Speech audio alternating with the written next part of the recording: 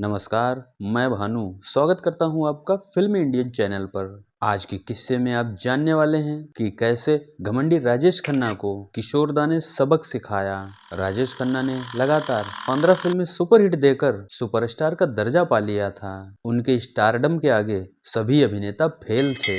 निर्माता निर्देशक तक उनकी जी हजूरी करते थे। फिल्मों में उनकी उपस्थिति ही फिल्म हिट कराने के लिए काफी थी। मनमाना काम और मनमाना दाम लेकर वो फिल्मों में काम करते थे। इन सभी वजहों से उनका घमंड चरम पर था। उनके सामने किसी की नहीं चलती थी। लेकिन एक बंदा ऐसा था जो खुद में सुपरस्टार था। वे थे किशोर कुमार। किशोर कुमार खुद एक निर्माता, निर्देशक, संगीतकार, गायक और अभिनेता थे। किशोर कुमार तो राजेश खन्ना को भी कुछ नहीं समझते थे। राजेश खन्ना ने इंडस्ट्री में अपनी शुरुआत 1966 से की। 3 साल के स्ट्रगल के बाद 1969 में आराधना फिल्म आई। तब राजेश खन्ना हिट हो गए।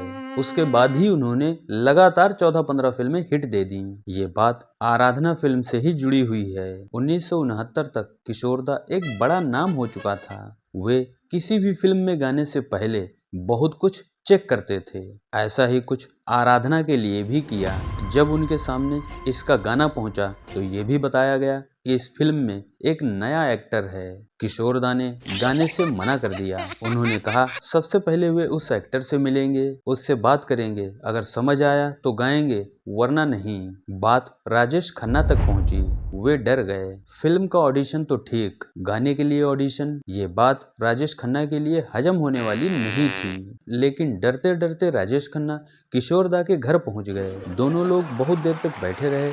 किशोर दा ने चाय तक नहीं पूछी। काफी देर बाद किशोर दा ने राजेश खन्ना से पूछ ही लिया, फिल्मों में काम क्यों करना चाहते हो? डरे सहमे राजेश खन्ना ने जवाब दिया, लोगों की सेवा करने के लिए। किशोर दा ने कहा, फिल्म से लोगों की सेवा कैसे?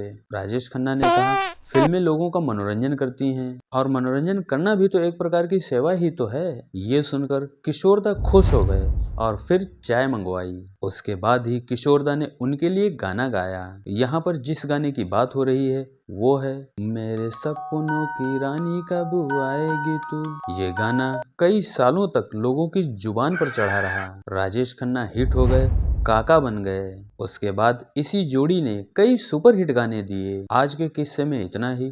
धन्यवाद।